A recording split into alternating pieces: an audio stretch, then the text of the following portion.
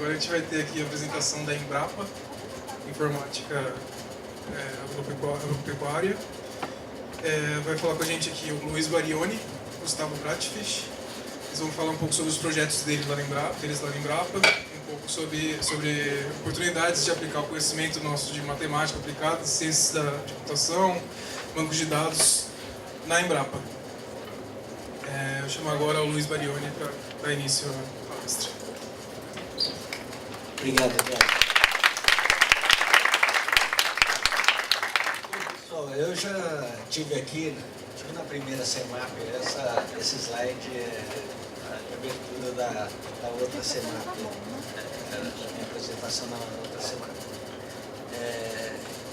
Infelizmente, ou felizmente, eu não consegui montar uma apresentação de slides.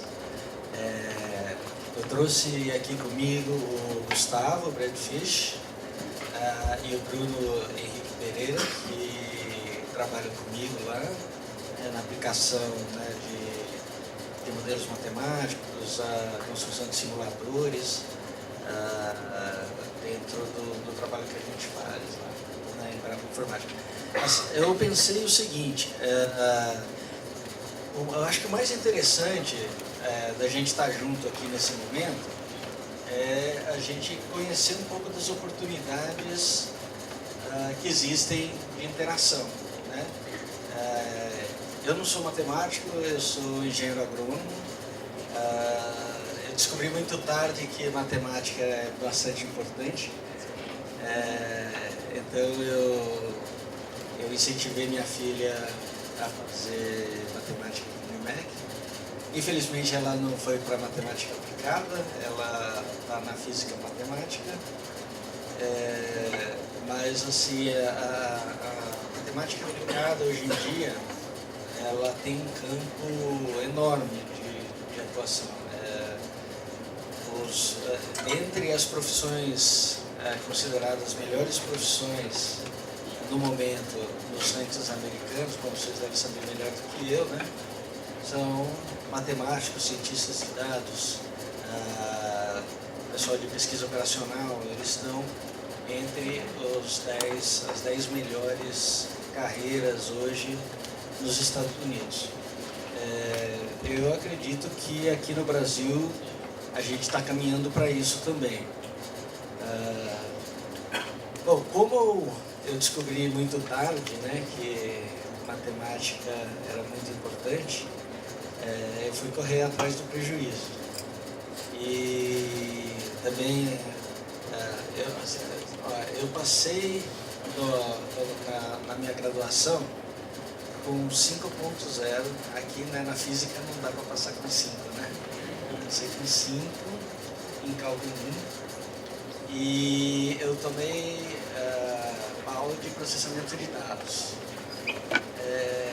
Porque para mim o que era importante era a biologia. Depois que eu entendi que, assim, para a gente manejar a biologia, para a gente manejar a produção agropecuária, a matemática é um instrumento fantástico, assim como a computação. Então, essa aplicação da matemática, a construção de simuladores, a construção de otimizadores, agora muita interação, né, entre sensores, simuladores, otimizadores, atuadores, etc., né, nessa que a gente chama de agricultura de precisão ou zootecnia de precisão, estão cada vez mais comuns no nosso meio. Lá no laboratório, eu trabalho no laboratório de modelagem agroambiental. Só para falar para vocês de algumas das linhas de trabalho que a gente atua. A primeira, que é bastante interessante lá no laboratório, é o zoneamento agroclimático do Brasil. Esse zoneamento ele é baseado na simulação, né, nós temos simuladores de dinâmica de água no solo, crescimento de plantas, para saber onde e quando é mais arriscado ou menos arriscado se plantar.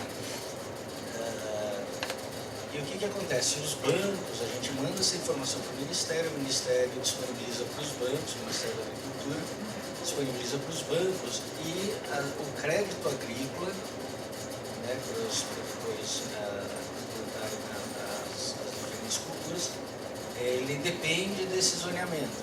Então, assim, ele só dá crédito e só faz seguro aonde é menos provável de haver uma frustração da safra. Né? Para isso a gente usa, a gente tem bancos de dados lá de mais de 3.000 estações meteorológicas, né, que são acompanhados historicamente, e aí a gente consegue calcular, né, estimar os riscos de uma frustração de safra para diferentes culturas. E a gente tem que fazer muitos cenários, a gente tem que fazer cenários com diferentes solos, cenários com diferentes épocas de plantio, a gente faz a cada decêndio, e a gente faz então para cada estação meteorológica essas simulações. Então, assim, para uma cultura, normalmente a gente faz entre 1 e 5 milhões de simulações, né, para considerar todos os cenários. E aí a gente faz para várias culturas. Então a gente precisa de processamento de alto desempenho. Então tem uma série de questões aí que estão associadas a esse trabalho do zoneamento agrícola. E agora a gente está com interação também com as seguradoras e resseguradoras. Alguém já tinha ouvido falar de resseguradora? Seguradora é quem faz o seguro da seguradora. Eu também não sabia que existia, mas a seguradora também tem que ter seguro, mas ou deve ter seguro. Bom, a gente trabalha também na última Senap, a gente deu um curso sobre um framework que a gente fez para simulação de R. Então a gente construiu um pacote de simulação de sistemas dinâmicos, né, de equações diferenciais. Então a forma padronizada de implementar simuladores de equações diferenciais do R, resolver isso no R. Isso ajuda bastante a gente porque a gente tem uma rotatividade relativamente grande de estagiários, de pessoas que entram lá na Embrapa, né, como estagiário ou como pós-graduando, e a hora que eles saem, esse legado a gente precisa aproveitar. Então a gente tenta padronizar o máximo possível, né, dentro de uma forma que não seja também contraproducente a codificação que é feita pelo pessoal da equipe. Nós temos também interação no exterior, inclusive um dos meus co-orientados, né? Eu não posso orientar na matemática, eu sou matemático, mas eu tive co-orientado aqui. Ele teve muito sucesso, nós publicamos um artigo na Nature Climate Change, né, essa revista de maior impacto na área, provavelmente tem maior impacto na área de mudanças climáticas. E ele foi fazer doutorado, fez um pós-doc também na Escócia, em Edimburgo, e agora ele é professor lá da Universidade de Edimburgo. Um aluno que saiu daqui da QIMEC, né, fez o mestrado dele aqui. Agora a gente está tentando repetir a experiência com o Gustavo. O Gustavo esteve lá em Edimburgo também. Depois ele vai contar um pouco da experiência. Está trabalhando com autômatos, está trabalhando, né, com autômatos celulares e com modelagem baseada em agentes. E para a gente resolver problemas de dinâmica de adoção de tecnologia na pecuária. Então a gente agora nós estamos também desenvolvendo um simulador de ecossistemas, que é um trabalho, na verdade, assim, a gente está traduzindo um código bem antigo de Fortran, que a gente está traduzindo para R, e também melhorando alguma coisa do próprio código Fortran para modularizar esse código. O Bruno está descascando esse abacaxi junto com a gente.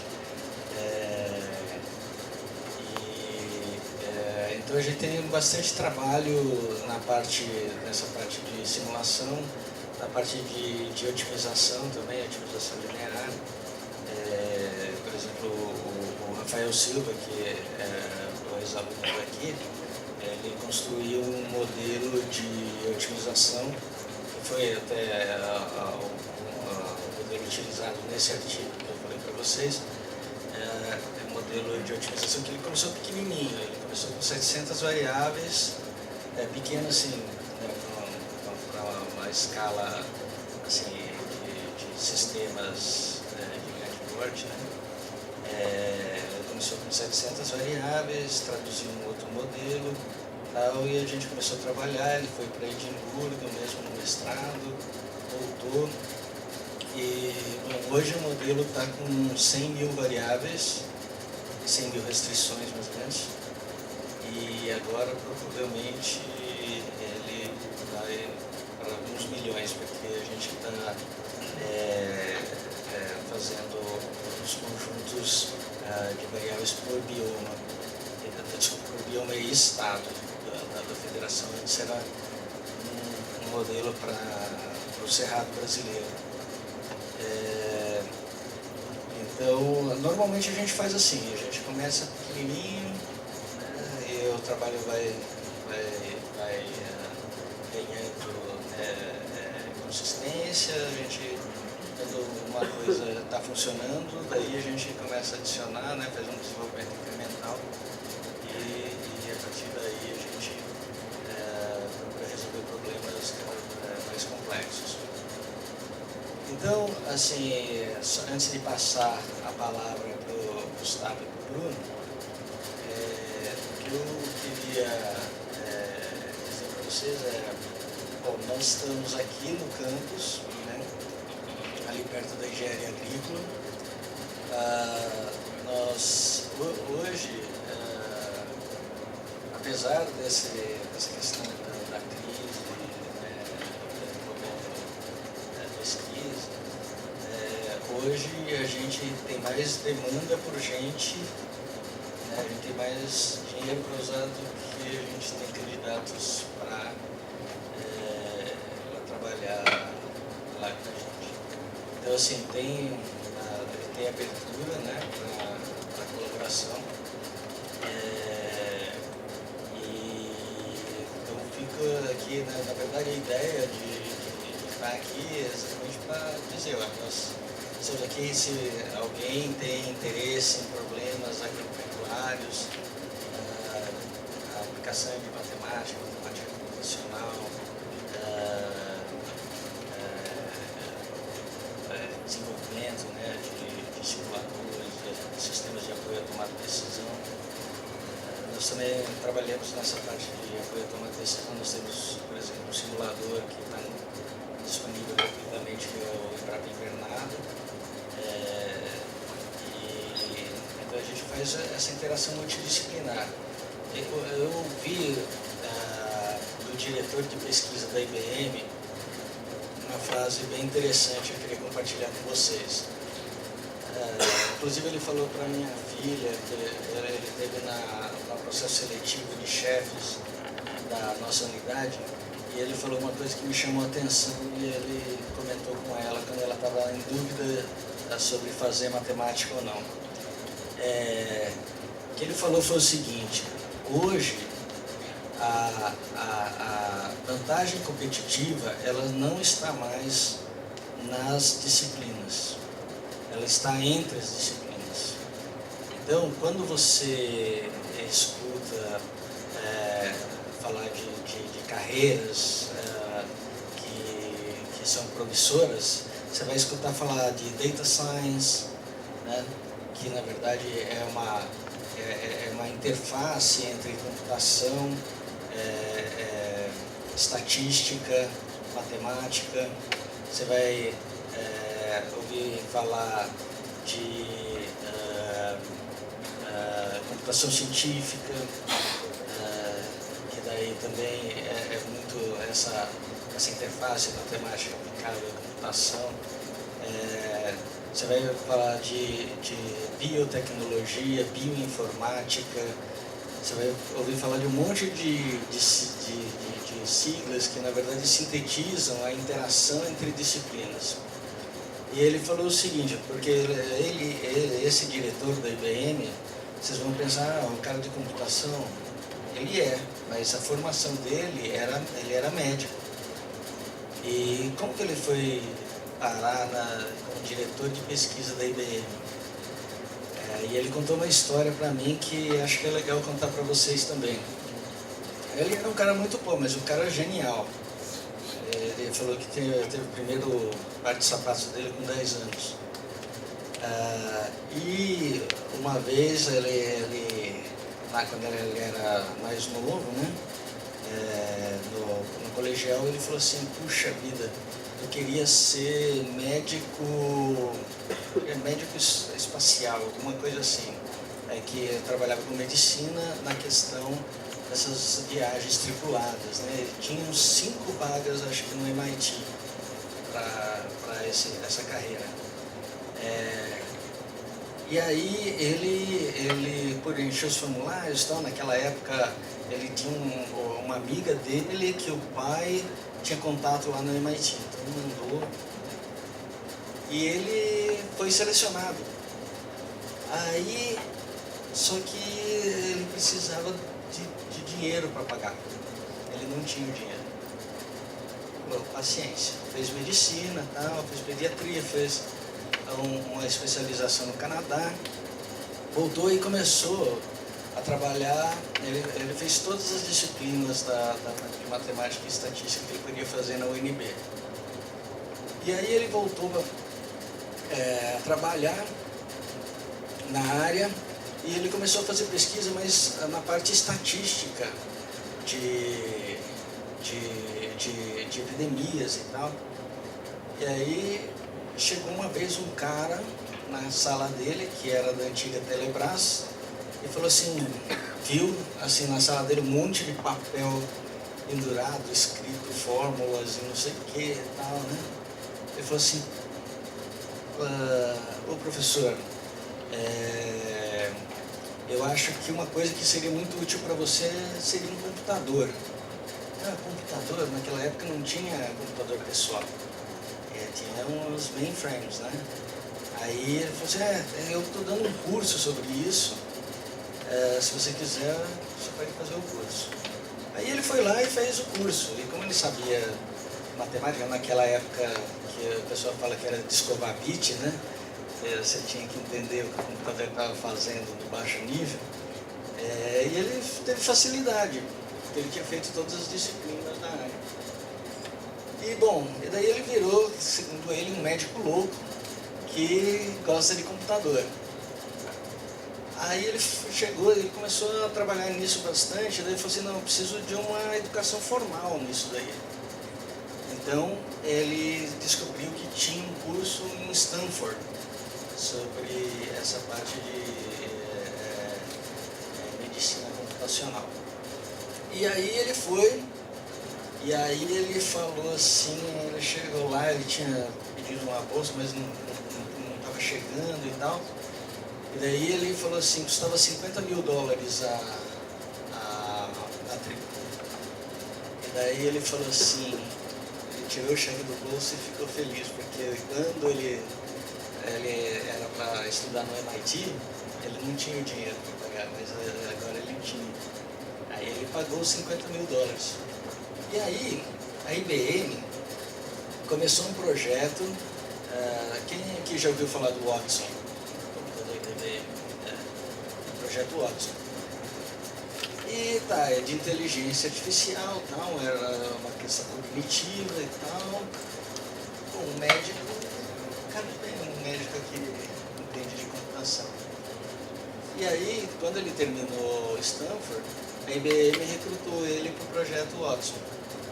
Então ele tem uma entrevista muito engraçada.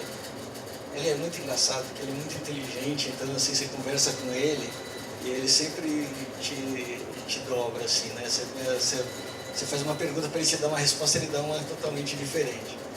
E tem uma entrevista que eu peguei dele no YouTube, aí eu perguntei para a pessoa, um cara lá, né, de revista e tal, chegou e perguntou assim, então, nós estamos aqui com o professor Fábio Ganduri, o cientista-chefe da IBM Brasil, blá blá blá, e aí ele vem aqui para falar sobre o supercomputador Watson.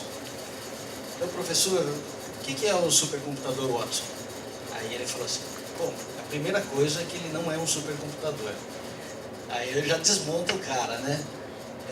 Por quê? Porque o Watson, ele é um computador que é muito rápido em termos de carregamento de memória. Então ele falou que quando estava no Jeopardy, no curso lá de perguntas e respostas, eles tinham que subir 1 tera de memória assim, instantaneamente praticamente. O computador conseguia, mas a velocidade de processamento dele não é do supercomputador. O supercomputador é dado pela velocidade de processamento, não pela memória. Então, mas eu estou contando toda essa história aqui para vocês pensarem. Matemática é uma área que você pode pôr muitas coisas diferentes em cima dela. E foi isso que ele falou para minha filha. O legal de matemática, essas ciências mais básicas, é que você consegue misturar com muita coisa. Então ela falou assim, para ela, olha, mistura manteiga com jabuticaba, tipo assim, coisas que você não imagina que elas têm a ver. Mas, porque assim, quem precisa de um matemático, na hora que você sair da faculdade, ele consegue pegar matemática, ele vai só ficar na porta da universidade. A hora que ele quiser um matemático que entende alguma coisa diferente, né, uma coisa que não é tão exata, tão comum, aí o número de profissionais que ele pode contratar começa a ser um número pequeno. E aí está a vantagem competitiva. Hoje, cientistas de dados, se você não tem profissional disponível, tem muito mais demanda do que tem profissional disponível. E várias outras áreas. Então, assim, pensem, olhem, aproveitem que vocês estão numa universidade. Universidade, você tem vários cursos, você tem vários institutos por aqui. Aproveitem, né, conhecer fora da disciplina, né, as interfaces da disciplina, porque é nessas interfaces que está a vantagem competitiva de vocês no futuro. Vocês podem, assim, logicamente, você pode se formar, você não tem nenhum demérito nisso. Eu poderia ser um engenheiro agrônomo, ter saído e exercido só agronomia. Mas quando você mistura as coisas, aí você começa a ser um profissional diferenciado. Porque assim, aí você procura quantos agrônomos trabalham na área de simulação de sistemas. São poucos, né? Pelo menos no Brasil são poucos. Então aí você fala assim, é um cara diferente. Quando falar simulação de sistemas em agropecuária, aí eu possivelmente sou um dos nomes que o pessoal vai lembrar. Então, pense, quando vocês estiverem planejando a sua carreira para o futuro, pense nisso. Pense aonde estão as interfaces, onde estão áreas que não são cobertas pela sua disciplina e que tem uma lacuna. É muito fácil encontrar lacunas desse tipo. Só para dar mais um exemplo, no tempo que eu trabalhava mais na parte, né, de biologia, mais nutricional, crescimento de animais e tal. Tem um cara que ficou muito famoso na área de nutrição de ruminantes, que chama Peter Van Sust, que é da Universidade de Cornell. E, né, virou assim, um ícone. É realmente um cara muito inteligente, né? Eu nunca conversei com ele, mas eu conheço pessoas que já conversaram com ele. Diz que você consegue conversar com ele só quando ele está bêbado, porque senão não dá para conversar, assim, mais lento. Mas o que acontece? Ele era um bioquímico que foi trabalhar na área de nutrição. Então, como bioquímico, ele conseguia enxergar coisas que a maioria das pessoas que tem formação de nutrição não conseguia enxergar. Então, se eu posso dar uma dica, ou pelo menos deixar um pensamento para vocês, pensem nas interfaces, pensem, você tem uma formação e essa formação é sólida. Eu sei que a formação de vocês aqui no IMEC é excelente, tanto que o Rafael fala para mim na Rede Curva, muitas vezes ele sabia mais matemática do que o pessoal que era formado lá, né? E lá, né, no Reino Unido, matemática costuma ser bem forte. Acho que Cambridge, que é a número 1 hoje da área de matemática, né? Meio de orgulho, mas tudo bem. A formação de vocês é muito boa. Então, assim, aproveitem, realmente tem uma formação sólida, mas pensem também nas interfaces. Aonde que você pode aplicar isso? Como vocês estão na matemática aplicada? Quais são as áreas para vocês complementarem a formação de vocês? Bom, então eu cheguei de blá blá blá. Não sei se alguém quer perguntar alguma coisa nessa parte, a minha parte aqui da apresentação. Não façam perguntas difíceis e nem de matemática. Se for de matemática, eu faço para o Gustavo.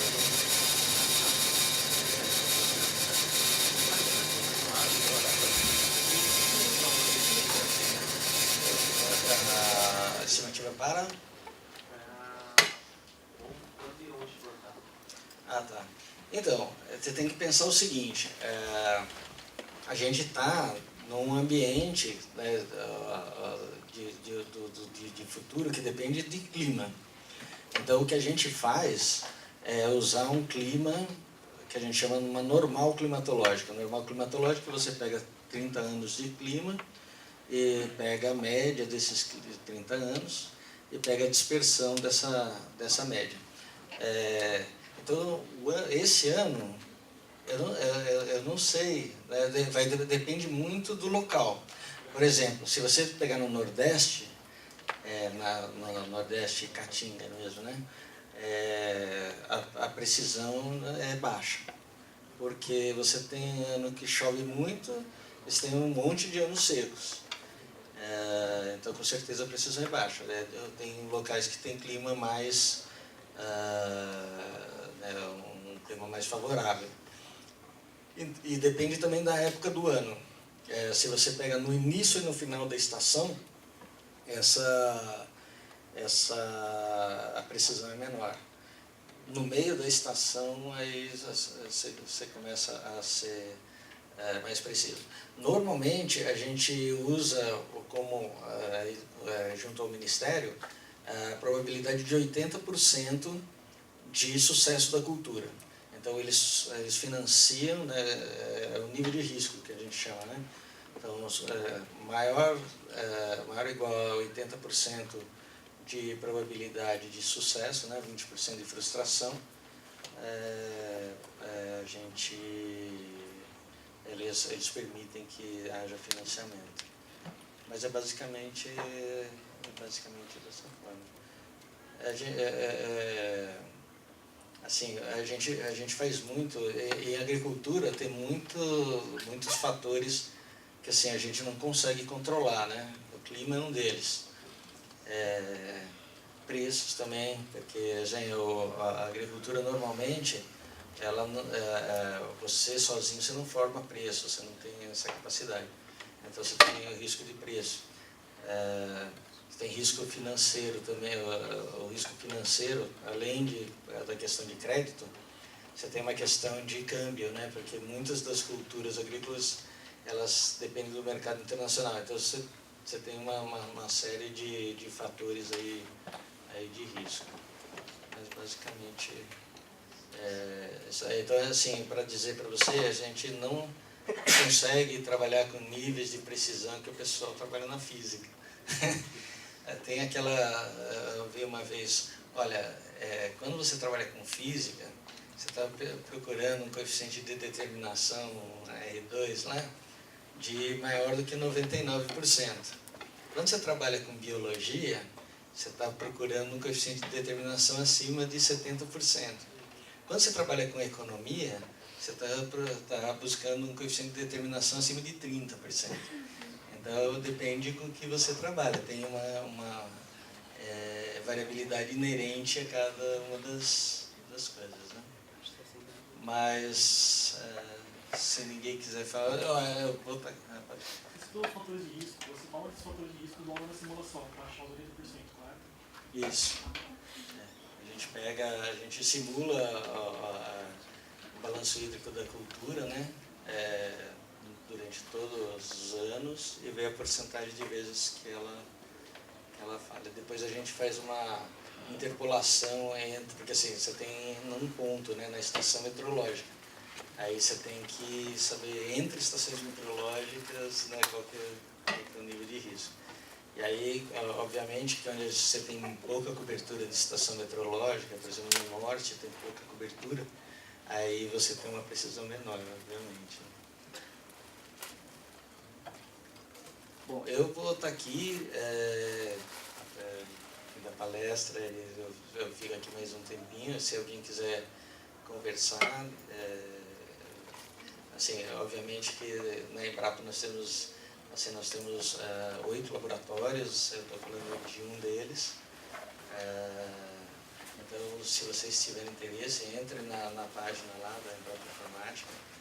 Eu vejo que tem várias áreas, né? Tem área de automação, tem uma área de sistemas de informação geográfica, tem áreas de inteligência computacional. Então, tem vários laboratórios lá que podem ser de interesse de vocês. Então, acho que vale a pena dar uma olhadinha lá no que a gente tem. Tá certo? Vou passar para o Bruno. É para o Bruno ou para o Gustavo? Para o Gustavo. O Gustavo vai conversar um pouquinho com vocês do trabalho dele. Valeu, obrigado.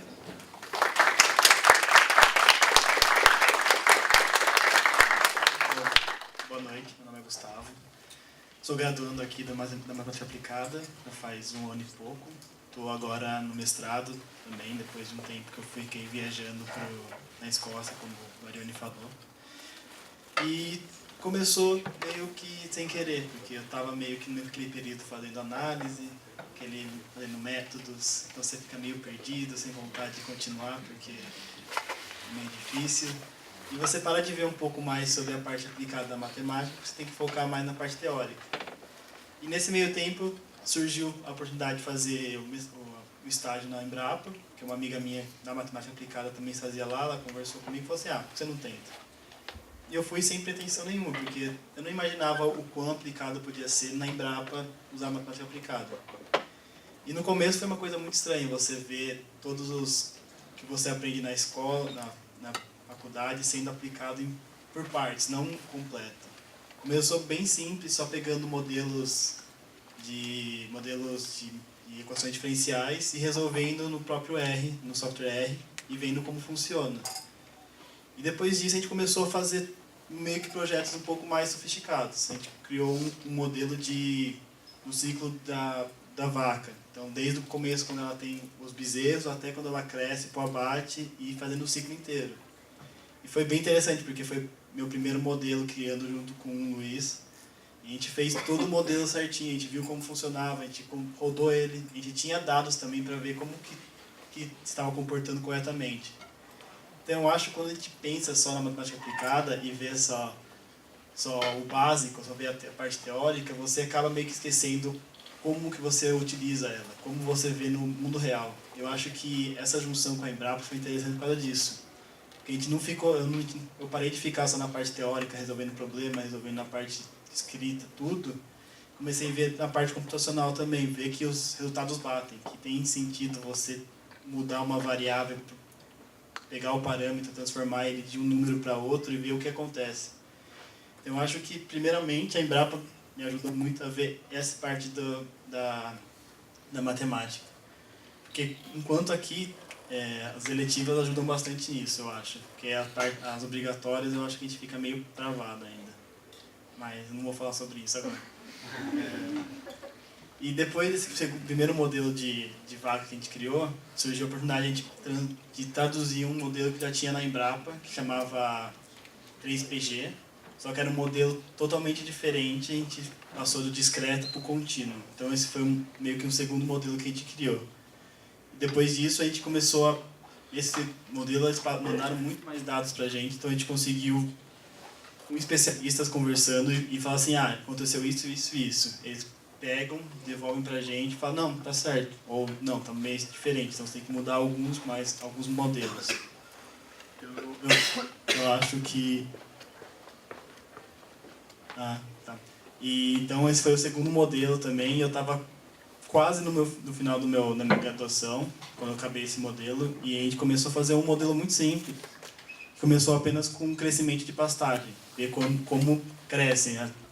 Era muito simples no começo para você ver uma equaçãozinha muito pequena de diferencial, só que com isso a gente começou a fazer tipo assim, tá bom, vamos pegar outras equações e comparar para ver como que funciona.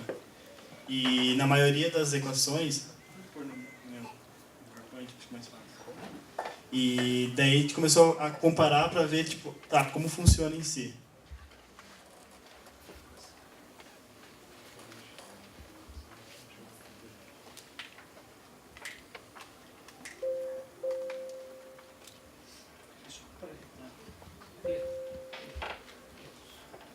Obrigado. Então foi feito 4 tipos de equações bem simples, porque a gente procurou na literatura qual seria os ideais para o nosso problema. Resolvemos pegar a própria linear e depois pegamos de Gompertz e de Richard, que são bem famosos na literatura. E pegamos um quarto que a gente falou assim, tá bom, vamos tentar forçar ele, tentar trabalhar com ele para ver como que ele funciona no nosso problema em si. E acabou dando uns valores... então, daí a gente conseguiu plotar ele e conseguiu ver que cada um trabalha de um jeito bem diferente. Então, depende de como a gente queria nosso problema, a gente poderia usar uma equação diferente da outra. E podendo ver que os dois primeiros gráficos são da folha e do caule, porque a grama tem folha e caule, foi uma coisa que eu aprendi também, que para mim era uma coisa só. Mas uma coisa interessante que eu consegui perceber, que foi as derivadas. Porque a gente pode ver que o jeito das equações são bem parecidas, porém quando você olha a derivada, elas têm um comportamento diferente. Então com isso você pode ver a taxa de crescimento que você quer para uma ou para outra. Então se você quer uma taxa entre o intervalo de 150 para 100, você pode usar aquela new sign, que é a vermelha do caule. Porém, se você quer um pouco mais baixo, porque você acha que ele não funciona nesse esquema, você pode pegar uma outra. Mesmo tendo características iguais, porque nossa equação foi meio parecida, a derivada é que importa. Então, isso foi uma das coisas que eu aprendi na Embrapa, porque a gente vê muita coisa, derivada. Porém, a gente não sabe, às vezes, como aplicar ela em certos momentos. Então, eu acho que foi isso muito importante para mim. E, por fim, foi agora meu trabalho atual, que foi proposto pelo pessoal da Escócia, junto com o Rafael, que é o ex-aluno de mestrado aqui, que o Guarani falou. Foi fazer um trabalho sobre a difusão de tecnologia no meio de intensificação bovina. A gente decidiu usar o modelo de autômatos celulares e depois a gente vai mudar ele, deixar um pouco mais robusto, usando o modelo baseado em agentes.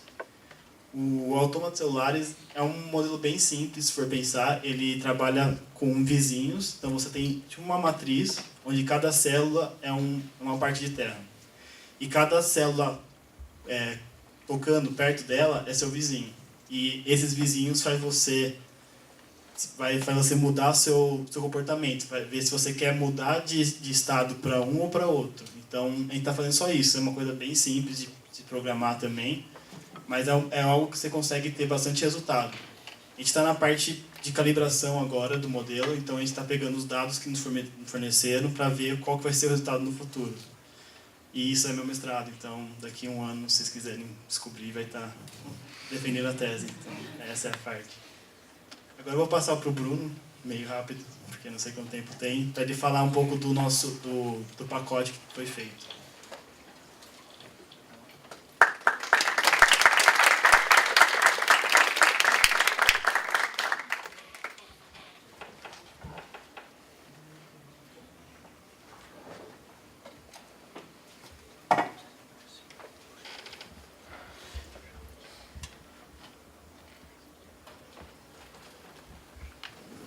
Boa noite, meu nome é Bruno, eu sou formado em computação pela UFSCar.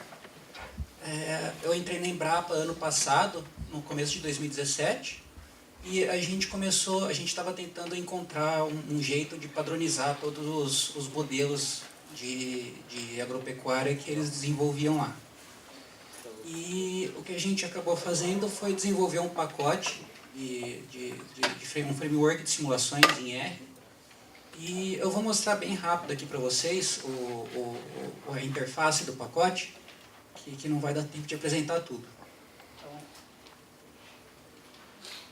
Então, o nosso pacote ele tem duas coisas principais.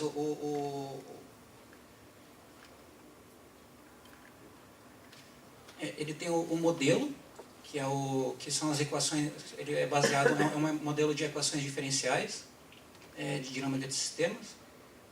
Então aqui no caso eu carreguei um modelo de bouncing ball, que é ele vai simular uma bolinha pulando no chão conforme o tempo passa. Então aqui eu tenho as equações diferenciais do modelo, eu tenho a altura, a variação da altura é dada pela velocidade da bola, e a variação da velocidade é dada pela gravidade. E eu tenho o cenário dessa bola. Então, ela vai começar com altura 0 e velocidade 10. Então, é como se alguém estivesse jogando ela, ou se ela estivesse saindo do chão com velocidade de 10 metros por segundo. E eu vou simular o comportamento dessa bola ao longo desse tempo. Então começa em 0 segundos até 23 segundos. E aqui ele vai dar um resultado da trajetória da bola. E aqui a gente pode plotar o comportamento da bola conforme o tempo. Então, se eu plotar a altura, ele vai mostrar a variação da bola, a variação da altura da bola em relação ao tempo. Não é espaço isso aqui, ela está pulando para cima e para baixo. É o tempo. E eu posso plotar outras coisas aqui, por exemplo, eu posso plotar a variação da velocidade em relação ao tempo, eu posso mudar aqui o eixo Y também. Dá para fazer várias coisas legais aqui. E com esses modelos, com esse framework, a gente pode fazer modelos mais complexos. Então a gente está pensando até em colocar alguns modelos que a gente está fazendo lá na Embrapa nesse framework. E os modelos eles podem ser acoplados, eles podem ter interações um com o outro. Então, por exemplo, um modelo pode ter a entrada de um modelo pode ser a mudança de altura da bola. E esses modelos acoplados eles podem ser simulados do mesmo jeito que eu simulei a bola aqui. Essa aqui é só uma interface gráfica, a gente fez o pacote mesmo está escrito em R, então tudo que você faz aqui na interface você também pode fazer usando a linha de comando do R. E é isso. É isso.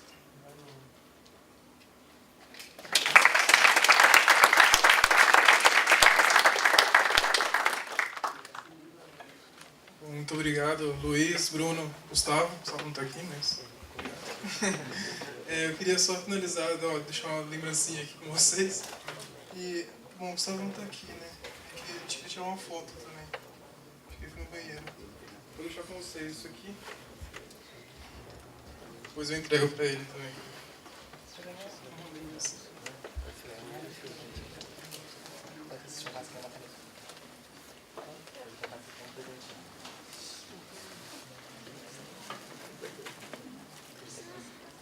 Em seguida a gente vai ter uma apresentação da Falcone. Eles estão ali fora esperando já. Eu vou chamar eles para a gente dar início. Só chegar. Simbora.